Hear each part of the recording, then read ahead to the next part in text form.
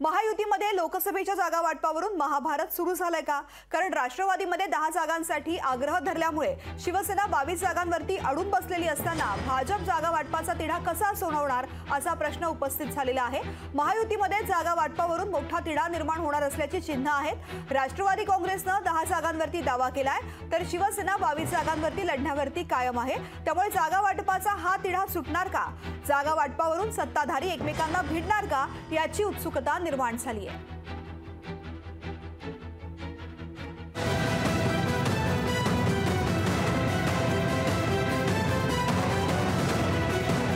लोकसभा निवडणुकीसाठी भाजपची पहिली यादी जाहीर झाल्यानंतर आता महायुतीच्या महाराष्ट्रातल्या लोकसभा उमेदवारांच्या यादीची उत्सुकता निर्माण झाली आहे। अजित पवारांच्या राष्ट्रवादीने तर आत्तापासूनच जागा वाटपासाठी ताणून धरलंय।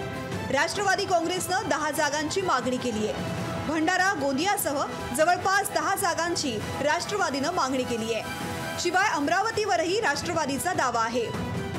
राष्ट्रवादी असं मी मागेच सांगितलं होतं की जवळजवळ 9 जागा आपण मागणार, परंतु काल भुजबळ साहेबांचा आमचे सहकारी मंत्री यांनी सांगितलं की आपण 10 जागावर आपण क्लेम करणार आहोत। तर त्या दृष्टिकोनातून 10 जागावर आता क्लेम राष्ट्रवादीने केलेला। आता यापुढे काय होईल आता हे वरिष्ठ नेते बसल्यानंतर कळेल आपल्याला। छगन भुजबळांनीही लोकसभेच्या 10 जागांसाठी आग्रह धरलाय। महायुतीची जागा वाटपाची चर्चा पूर्ण झालेली नाही असं भुजबळांनी सांगितलंय। अजून चर्चा जी आहे व्यवस्थित झालेली नाही आहे। प्रत्येक जण जे आहे मगाशी सांगितल्याप्रमाणे इच्छुक कोण आहे आणि कुठे कोणाची जास्त शक्ती आहे त्याचा आढावा घेण्याचा प्रयत्न सगळ्यांचा सुरू आहे। मी 10 जागांची मागणी केली ही बरोबर आहे आणि त्याप्रमाणे आम्हाला बऱ्याचसा जो आहे या सगळ्या जागा मिळतील अशी अपेक्षा आहे। दुसरीकडे महायुतीचा दुसरा घटक पक्ष शिवसेनेनेही 22 जागांचा आग्रह धरलाय। त्यामुळे महायुतीत जागा वाटपाचा पेच निर्माण झालाय। भारतीय जनता पक्षाचे नेते त्यांची आग्रही भूमिका मांडणार, शिवसेनेचे नेते आम्ही आमची आग्रही भूमिका मांडणार। अंतिम निर्णय महाराष्ट्रात कोण घेणार आहे?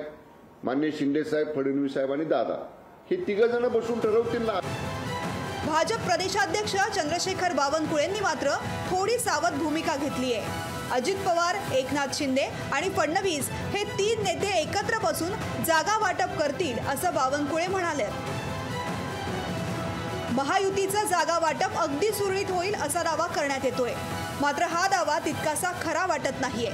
महायुतीत जागा वाटपावरून मोठं महाभारत होण्याची शक्यता नाकारता येत नाही। ब्युरो रिपोर्ट, लोकशाही मराठी, मुंबई। लोकशाही मराठी ऐका, पहा, जागरूक रहा।